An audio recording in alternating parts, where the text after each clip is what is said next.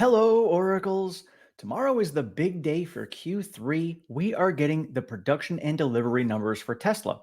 So, today I'm going to go over what my forecast is for production and deliveries, as well as some others in the community. So, together we're going to be prepared to go into tomorrow morning, understanding what we may be anticipating. So, I will be doing a live stream in the morning. Again, we don't know when it's going to be released. I'm going to be ready at any time. I will have a link out there. And as soon as they do get released, I will jump on and go live to go over them. So here is my breakdown for Q3. I've got Fremont producing 145,650 vehicles. Shanghai had that downtime for the Model 3 upgrades. So looking at September production, I have that significantly lower at the 33,073. So we already know July and August coming out of Shanghai. So I'm putting a total for Shanghai at 194,250. In Austin, we know that they had about 2 to 3 weeks of downtime as they were upgrading their lines and preparing for the Cybertruck. So I've got September lower at 15,000 and a total for Austin for Q3 of 56,100. For Berlin, I have a total of 67,150. We know that they have been ramping up production significantly over there, and Austin should be getting back and catching back up to the speed that Berlin is at very soon. So for total production, I see 463,150 vehicles for Tesla in Q3. Now, for me, production is a lot easier to figure out than the deliveries. Production, I'm usually pretty close. I'm usually within 1 to 2% of the actual number for production.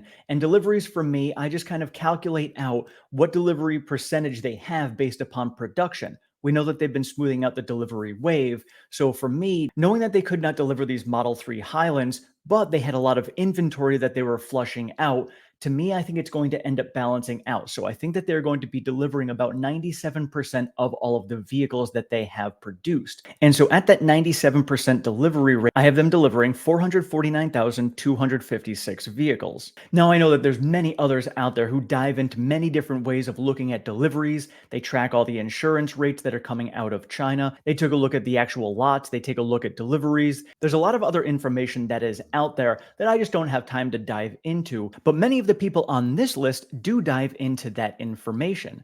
So Karav here posts out the Tesla Q3 delivery estimates from many of the people in the Tesla community that are highly regarded. We've got James Stevenson, I cannot underscore enough, at 435,000.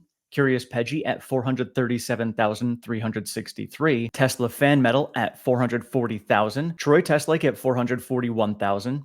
Tesla Podcast, Rob Maurer at 444,914. Gary Black at 445,000, myself at the 449,256, Emmett Peppers at 450,000, and Brian 4K Podcast at 451,443. Now, the IR consensus is 454,809. Now, this is the first time I have ever seen almost the entirety of the Tesla community forecasting a delivery number below consensus estimate. Historically, we have all been well over consensus estimate. Tesla has beat consensus estimate. So this is the first time I've ever seen us under. Where are we actually going to fall? I do think that Tesla did face the struggles. We had Elon telling us at the Q2 earnings call that we were to expect lower than normal production because of all the upgrades that were planned. This in turn was going to mean lower than expected deliveries. We know that some of the ways that Tesla had to combat this were putting a lot of deals on all of the inventory that was out there. They also allowed that one-time upgrade and transfer of FSD from a vehicle to a new vehicle that was going to encourage people to take new deliveries as well and maybe upgrade their current Tesla. So they had a lot of different incentives that were out there for Q3. Let's see if this ended up playing into it to go into these deliveries. Maybe they do end up beating consensus estimate. Now, these numbers are lower than Q2. To me, that's totally fine just because of the fact that we knew that we had these upgrades coming, and going forward, Q4 is going to be even bigger because of this. I think the market has taken this into account. They understand what Tesla is doing, but when it comes down to it, the market's really going to be looking forward to the Q3 earnings call saying, all right, well, we know that you missed on production and deliveries because of these upgrades. We understand that, but are those upgrades actually going to translate into lower costs for the vehicles and in turn higher margins to offset the price cuts that you have taken on the vehicles all year long? Especially now that the Fed is going to be extending high interest rates and pivoting later than expected, that would mean that this demand crunch for the automotive market is going to be extended longer, thereby putting pressure on Tesla and other automotive manufacturers to keep prices lower in order to keep those sales going.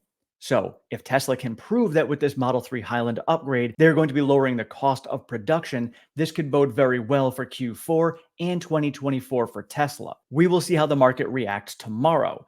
So you guys can let us know in the comments below how you feel we are going to be seeing the numbers tomorrow. Do you think that we are going to miss consensus estimate? Do you think that we are going to beat? And if we do miss, do you think the market is truly going to care, or are they really looking forward to the future when it comes to the actual pricing of vehicles and the expanded ramp when it comes to the Model 3 Highland and the future compact car? Now, we do have some rumors out there that maybe the Cybertruck had already started some deliveries. Maybe there's 25. Whatever it is, it's not enough that's going to actually move the needle when it comes to deliveries on this. But we're looking into Q4. And even in Q4, I don't think we're going to see a needle moving number when it comes to the Cybertruck deliveries. So for me, when it comes to the rest of this year, it's truly just going to come down to what they currently have with Model 3. And then Cybertruck will be something that the market focuses on when we get to the end of Q4, looking into 2024 itself.